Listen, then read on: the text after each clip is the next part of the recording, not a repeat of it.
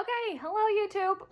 This is the third week of Schneider training, so we're just gonna get started. Week 3 is when you go out with your training engineer or your mentor through Schneider and you go out over the road. So, oh God, sorry, I keep doing that. If you are a solo driver, you will likely be sleeping in the truck with your trainer. You have to be the same sex, so usually it's a male and a male who will be in the truck together. If you are teaming, or if you're a solo driver and they pair you up with another driver, then you will be sleeping in a hotel, because there will be 3 of you in the truck. So you'll each get a hotel room. The trainer will probably stay in the truck and they'll put you up every night. So the thing with being sent out with a TE is everyone's experience is going to be kind of different. They don't tell you who your trainer is until 2 days before, so they'll tell you on Friday your travel plans, which is the Friday before, and then you'll likely be leaving on Sunday or Monday. You will probably be getting a rental car to drive to the location of where your trainer is, unless it just so happens that they're going to pick you up at the OC, but for our entire class of students, nobody got picked up at the OC. Everyone had to travel. They flew Kyle and I because, and I think this is the reason why we are 23 and 22, so we can't really rent a car. So I think that's why, because everyone else who rented a car was older than us. We're the youngest in our class, so they flew us to where we had to go, and we traveled on Sunday. Friday and Saturday, Friday is like a half class. Friday and Saturday was our 34-hour restart, which we had to take in order to prepare for giving us a full 70 hours on our clock for week 3 with your training engineer. So they'll give you your travel plans, they'll give you your training engineer's phone number, where you're meeting them, how to get to them, and they'll print it out for you.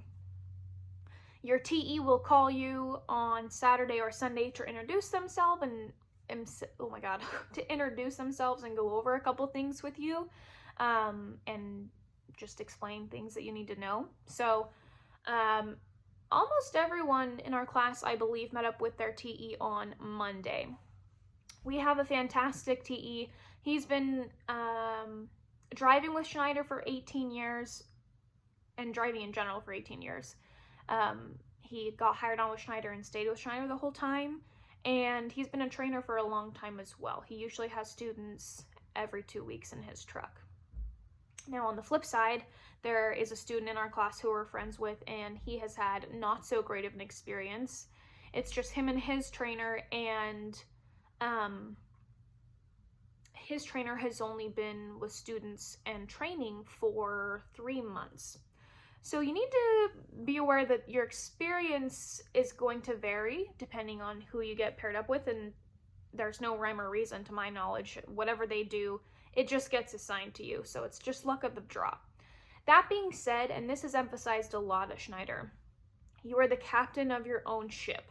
So going back to this student, his trainer did not mention anything about showering at the truck stops or hygiene in general for 4 days, and unfortunately he didn't say anything until that 4th day. Granted, it's hard when you're a student and you're really just looking to your TE for advice, and you're looking to Schneider because they're in charge.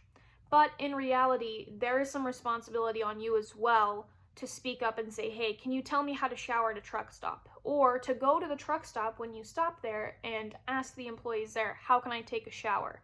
Now, to answer that question, get every loyalty and points card that you can from each of the major truck stops, and then as you fuel, you will earn points, which will give you a free shower. So it's little things like that. If it's not being told to you, you need to ask for help. And additionally, the trainer or the TE does not know what you don't know. So if there's something that you feel like you are struggling with the first 2 weeks of training, let's say it's pre-trip, and the trainer or the TE doesn't go over it with you, or doesn't do a good job of explaining it, tell them so they know that you need to work on that. Because when it comes down to it, at week 5, you're going to be testing for your CDL, and it's your responsibility to pass. If you don't pass, that's on you. If you need help backing, Schneider may keep you another week to give you more backing practice, but if you can't pass, it's not Schneider's fault. it's probably yours. The other thing to keep in mind is your route that you will be doing will be different for everybody as well. So Kyle and I right now, we're about to start week 2 with our TE. We've been on a dedicated route or a dedicated account, so we're doing the same route every day. Whereas some of the other students in our class are OTR, and they have just been staying in a different hotel every night and doing different runs to different accounts and customers. And then there's also a student who has only driven 150 miles the whole time because some of his loads got canceled. And again, going back to being the captain of your own ship, he should have called the operating center and let them know that he's not been driving because of problems. They may not have been able to do anything for him, but he should have spoken up and said something. So that's kind of the common denominator here, is that you need to be in charge of making sure that you're getting miles driven and that you understand what you need to be taught so you can get your CDL. Am I forgetting anything else? There's nothing else. That's all of week 3. Which would be this week? Yeah. I think so. I think you covered everything. This will also be what's happening during week 4.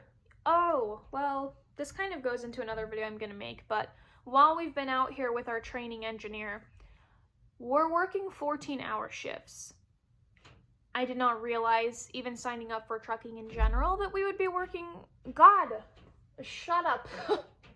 I did not realize we would be working 14-hour days and 70-hour weeks.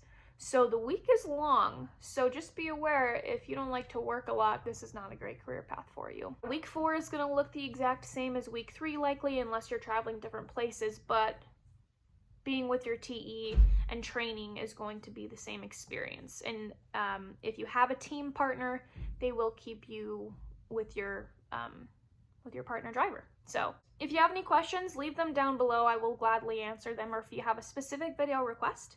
If you enjoyed this video or found it helpful, give it a thumbs up, because we are a new channel and we're trying to grow.